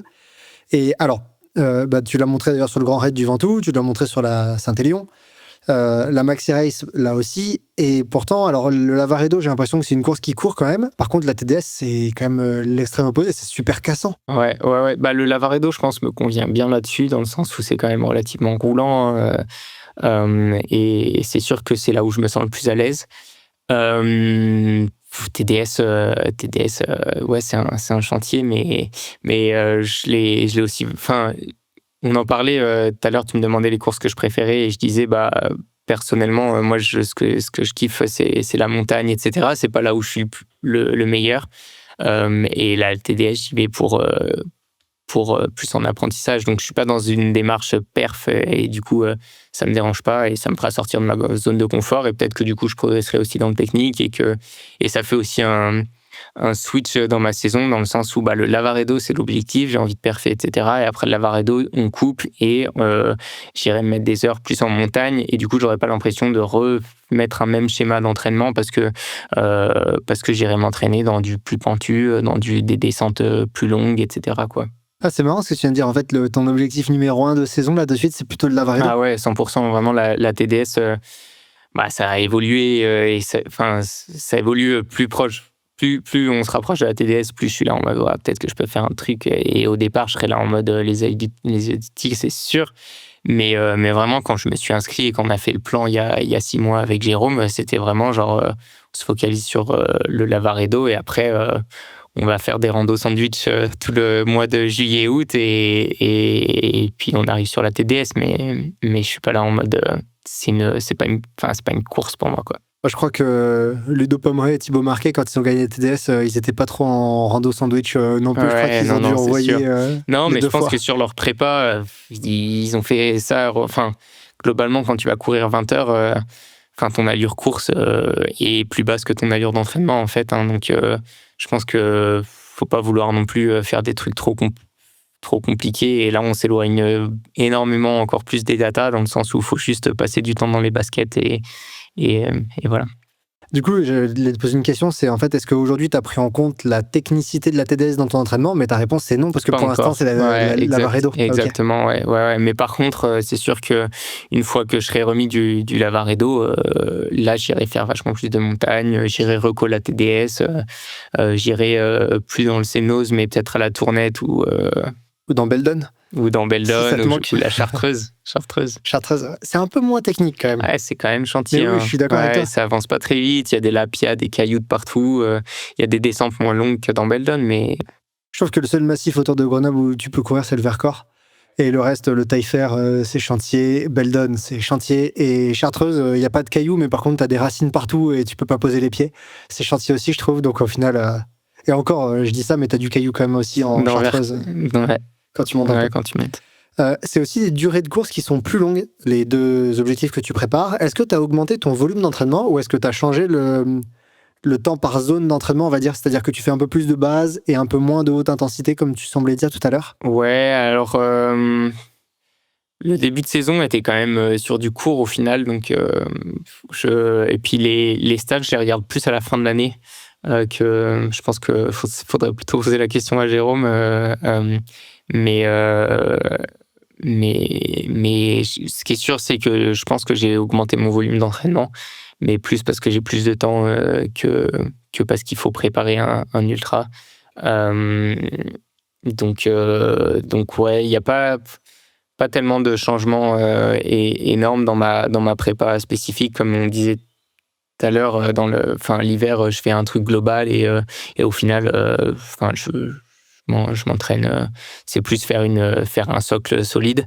Et après, c'est plus dans les semaines plus tu te rapproches de la course, plus tu fais du spécifique.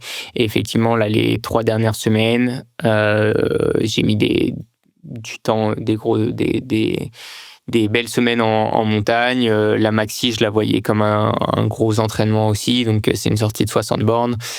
Donc, oui, effectivement, j'ai fait pas mal de sorties à 30, 40 bornes. Donc, ouais. Mais je m'en rends pas tellement compte parce que ça me semble juste évident que je prépare un 12 heures en montagne, faut aller mettre des heures dedans. Je suis pas je regarde pas les courbes, je fais pas les entraînements pour la stat, mais plus je m'entraîne pour ça et naturellement en fait les stats viennent quoi. 2 petites dernières questions pour ce passage à l'ultra. Est-ce que la CCC 2023 et 2024, elles t'ont appris quelque chose ou marqué quelque chose qui te fait dire ça par contre je veux pas le faire ou ça par contre je veux pas le revivre? Ouais, complètement. Sur la gestion de l'alimentation aussi, j'ai jamais eu de problème à m'alimenter. Donc vraiment, j'envoyais en me disant c'est d'énergie, etc. Là, j'ai compris quand même que, surtout quand il faisait très chaud, donc fin août, sur 2023 et puis 2024, fallait pas non plus forcer le corps à s'alimenter s'il avait pas trop envie. Et aujourd'hui, sur 2024 par exemple, où j'ai pris un gros coup de chaud, j'ai appris que dans ces moments-là, fallait juste laisser le corps tranquille et boire de l'eau claire, rien d'autre, et que ok, t'allais avoir une grosse baisse d'énergie, t'allais courir moins vite, mais derrière t'allais pas exploser complet parce que t'as demandé un effort en plus à ton corps. Donc je crois qu'en 2024, j'ai passé 1h30 sans rien manger, juste en buvant.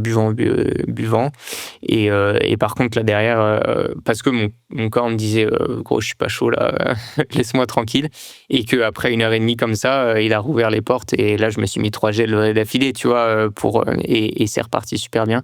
Mais ouais, juste ça m'a appris d'être plus à l'écoute, et de moins vouloir suivre le plan que t'as voulu faire, mais juste écouter tes sensations, encore une fois, le ressenti, et composer avec. C'est pas parce que tu planifies X grammes par heure que si tu dois sauter un gel ou deux, saute-les, c'est pas grave, quoi. Il y a le plan et il y a comment tu l'adaptes le jour de la course. Le plan, c'est une target, quoi, mais pas...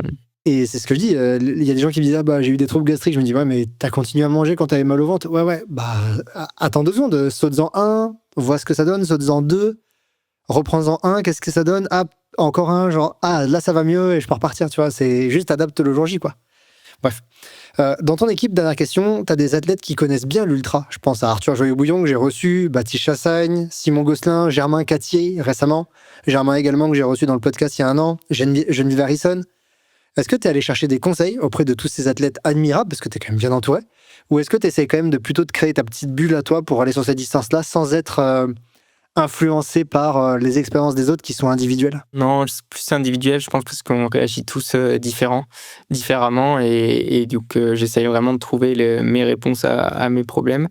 Pour autant, on échange énormément, tu vois, mais je vais pas leur demander qu'est-ce que toi tu fais pour faire pareil. En fait, c'est plus un échange, et qu'est-ce qui marche pour chacun, et par curiosité. Et évidemment, je vais essayer des choses, tu vois, et après, c'est sûr que quand quelqu'un a plus d'expérience et que j'ai une problématique, je vais pas vouloir la résoudre tout seul, et évidemment je vais lui poser une question, par exemple sur la pain cave et la souffrance que j'avais vécue en 2023 sur la CCC. On en a pas mal échangé avec Arthur, et juste quand j'ai compris que c'était normal et que c'était vachement plus de l'acceptation. Et donc oui, ces échanges, ils sont vachement enrichissants, et je le fais surtout avec les personnes avec qui je m'entraîne et je suis plus proche. Mais pour autant, je le prends pas comme une bible à respecter, et encore une fois, on est tous différents, et il faut faire ce qui marche sur toi, pas regarder ce que fait le voisin. Avant de conclure cet épisode, est-ce que je peux te poser une ou deux questions sur l'écologie? Parce que j'ai l'impression que c'est un sujet qui te tient à cœur. Comment est-ce qu'aujourd'hui tu arrives à trouver l'équilibre entre d'une part tes croyances, tes valeurs qui semblent quand même fortes sur ce côté-là écologie, et d'autre part le fait que tu es un athlète de haut niveau, qui utilise du matériel, qui utilise par exemple des gels qui sont dans des emballages, tu vois, il y a plein de trucs qui vont avec, qui des fois peut avoir du déplacement à faire. Comment est-ce que tu trouves un équilibre si tu arrives à en trouver un? Ouais, ça pour moi, c'est pas tant le Antoine sportif que le citoyen, quoi. Mais je pense que c'est vraiment pas évident dans notre société, hein. C'est impossible d'être parfait juste par la société comme elle est. Et je le fais vraiment pour moi, pas pour la planète. Je le fais pour pouvoir me regarder dans la glace et être en accord avec mes convictions. Et c'est pour ça que je pense que c'est important que chacun fasse que lui, pour être en accord avec ses valeurs, et qu'à aucun moment j'essaye d'être moralisateur. Moi, le gros, en fait, de par mes études, j'ai plutôt été instruit là-dessus. Mon école d'ingé, c'est eau, énergie, environnement. Donc forcément, on a eu pas mal d'éducation là-dessus. Aussi, ma famille mes sœurs qui peuvent être engagées là-dessus. Donc, tout d'abord, c'est une éducation que j'ai reçue et quelqu'un qui n'a pas cette éducation, forcément, il ne peut pas vouloir faire attention. Et bref, cette éducation, elle sort que le critère numéro 1 de pollution, c'est les déplacements. Et je dis pas que le reste, c'est le peanuts, mais les ordres de grandeur sont quand même beaucoup moindres. Donc, c'est là-dessus que j'essaye de faire le plus attention. Donc, c'est de ne pas prendre l'avion depuis que j'ai le choix de pouvoir... quand j'étais petit, c'est mes parents qui choisissaient, mais depuis que que c'est moi le maître de mes choix, j'essaye de pas prendre l'avion. Mais je m'interdis pas de prendre l'avion. C'est plus à chaque fois, je pèse le pour et le contre de ce que le projet va m'apporter et de ce qui va me coûter moralement. Et est-ce que si un jour le projet est plus gros que la peine que j'en aurai de morale, j'irai, tu vois. Donc c'est vraiment moi se peser le pour et le contre que je trouve important et que je trouve que chacun doit le faire, et le curseur est différent pour tout le monde et c'est respectable, mais je pense qu'on est extrêmement nombreux en tant que trailer à être touchés par cette problématique. Beaucoup ne le disent pas, mais sont touchés énormément, et c'est sûr que c'est un sujet sensible aujourd'hui, donc dès que t'en parles, t'es vachement mis sur le devant de la scène, mais notre sport, on est au contact de la nature en permanence, et c'est hyper triste de l'avoir évolué de par notre faute, même si c'est elle qui gagnera à la fin. C'est pas c'est plus l'humain qui est en danger que la terre. Mais quand même, de voir des glaciers. Là récemment, il y a un village en Suisse qui a été détruit. De la montée des eaux, ça va créer des réfugiés climatiques énormes, et c'est plus ça qui est triste, c'est l'impact social que ça a, et cet impact social, il est sur les personnes qui sont pas coupables en soi, parce que c'est pas la personne qui va polluer, c'est la personne riche. Moi qui fais attention, je pollue bien plus que un pauvre qui en a rien à foutre. Parce que le pouvoir d'achat et les biens de consommation. Mais bref, du coup, ça va être clairement le riche qui pollue, et ça va être le pauvre qui va payer les pots cassés. Et c'est plus ça qui est pour moi triste, plus que les espèces qui disparaissent et la planète qui change, ce qui est bien sûr malheureux, mais quand l'humain aura disparu de la planète, il y aura d'autres espèces qui viendront, et je me fais pas de soucis pour eux. Merci pour cette réponse que j'aime beaucoup entendre en tout cas. Juste avant de conclure, je te propose une question d'un auditeur avec la rubrique Gollum et la lumière sûre. Gollum, c'est un partenaire du podcast Courir mieux, et on ouvre la boîte à questions pour que les gens proposent des questions, et j'en sélectionne une ou deux selon le temps. Là, on va en prendre une. Comment est-ce que tu organises une semaine d'avant-course, par exemple avant la Maxi Race, au niveau de l'entraînement et au niveau de l'alimentation? Ouais, alors c'est vraiment tout le temps la même semaine, hein, parce que je pense qu'on est un peu tous superstitieux sur certains trucs, et qu'une fois que tu as trouvé ce qui marchait, t'as pas envie de prendre le risque. Donc, semaine avant la course, forcément, il y a des charges, et il y a plus de grosses sorties. Comme je disais, j'aime vraiment bien toujours avoir une activité, surtout maintenant que ça structure mes journées. Donc, tous les jours, je vais aller faire 1 heure de vélo ou un petit footing, un truc comme ça. J'ai toujours le décrassage le mercredi ou le jeudi, ou avec une dernière séance d'intensité qui est relativement light, mais je sais pas... Ça va être aux alentours de 20 minutes à l'allure course, séquencée, hein, mais je sais pas, ça peut être un 3x6, un 4x5, bref, mais pas trop vite. Allure course, et pas allure départ course, mais vraiment pour pas se fumer non plus. Et le petit déblocage la veille ou l'avant-veille, où là, pareil, c'est différent pour tout le monde, hein.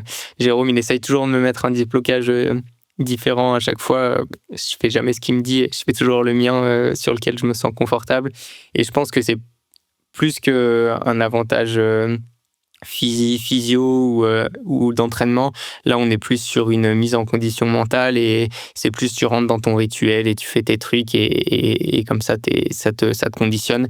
Donc, moi, ma veille de course, c'est 4 à 6 fois 20 secondes à plat, placé. Et après, je vais faire 1 à 2, 3 fois 3 minutes en côte pour faire monter un peu le cœur, mais allure course, encore une fois, sans vouloir se griller.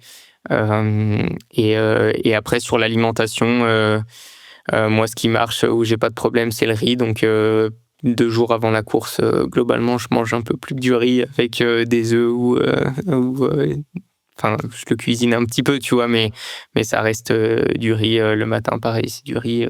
Et au moins, je sais que... je dis pas que j'aurai jamais de problème avec le riz, mais au moins,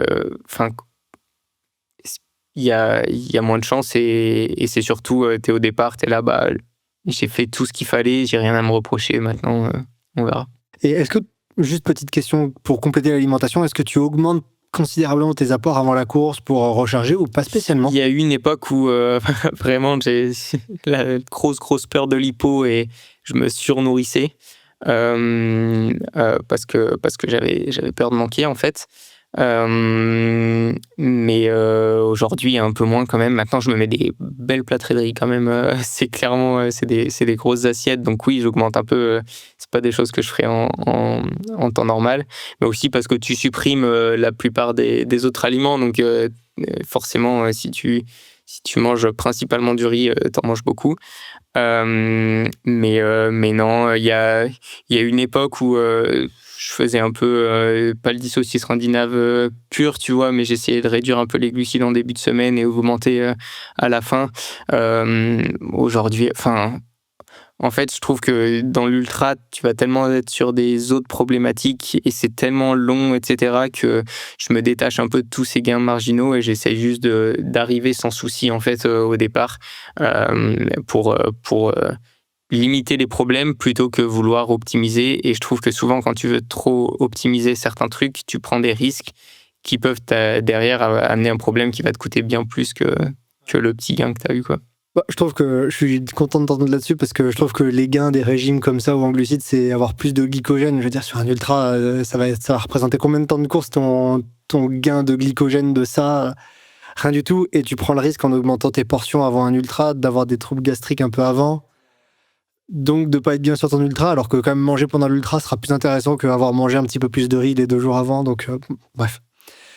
Je te propose qu'on conclue, en tout cas pour la partie tout public. Est-ce que tu as un objectif à long terme, quelque chose qui te fait rêver?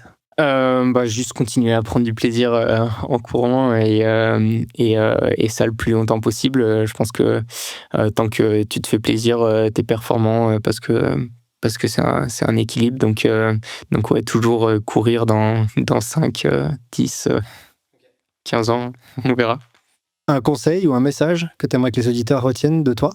Non, d'être en accord avec votre vision de la pratique, vos convictions et de pas vouloir être focus sur une chose en particulier, mais de vraiment considérer le sport comme un ensemble et comme un équilibre dans votre vie et toujours faire ça parce que vous avez envie et pas parce que quelqu'un l'a dit. Et que pareil on parle énormément de l'ultra, etc., mais il faut pas faire un ultra parce que tu as envie de faire un ultra. Il faut faire il faut faire un ultra, il faut y aller parce que vraiment ça te fait kiffer. Et que si tu préfères faire du canoë, faut aller faire du canoë. Ou un 10 kg, c'est un 10 kg. Il faut vraiment écouter en fait ses envies et y aller, quoi.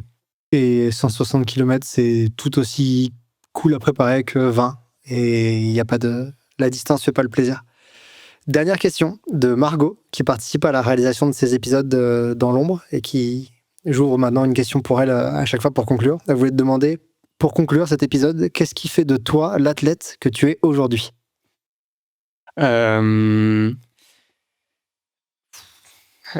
facile, ça. Non, Philosophique, celle-là. Ouais. Non, je pense que c'est juste le kiff que j'ai de la pratique et que ouais, vraiment l'amour de la montagne, parce que c'est la montagne, mais du sport en général et et que c'est comme ça que je trouve mon équilibre et que à aucun moment je me force pour aller m'entraîner, ou du moins très rarement. Mais je pense que c'est ça, ouais. Super. Antoine, je vais te garder encore quelques instants pour la partie abonné Patreon, mais pour l'enregistrement public, je te propose qu'on arrête ici. Je te remercie beaucoup pour toutes tes réponses, c'était un plaisir de t'écouter. Avec plaisir. Voilà, c'est tout pour cet épisode avec Antoine Chervolin. Tout d'abord, je remercie Fort Endurance, partenaire nutrition de la saison 2 du podcast Courir Mieux. Fort Endurance, c'est un ensemble de produits énergétiques de qualité, dont plusieurs gammes sont composées en respectant les recommandations de la littérature, avec des choix autant pour les entraînements courts que pour les longues performances. Parmi les produits que j'apprécie, je vous invite cette semaine à découvrir la boisson Energy Unit Drink 90 saveur citron. Elle est pensée pour un dosage à 90 grammes de glucides par flasque, avec de la maltodextrine et du fructose à un ratio soutenu par les preuves scientifiques, et avec une quantité de sodium pertinente pour les efforts de longue durée. Vous pouvez la découvrir avec le lien présent en description de l'épisode. Je remercie également les 3 autres partenaires de cette saison 2, Gollum, Suunto et Wise. En description, vous trouverez aussi des codes promo pour la plupart d'entre eux. N'hésitez pas à les utiliser pour vos prochaines commandes. Si cet épisode vous a plu, vous pouvez rejoindre le Patreon de Courir Mieux pour par exemple avoir accès à mon échange exclusif avec Antoine, où on parle entre autres de tests de VO2 max, de comment il gère son alimentation en course,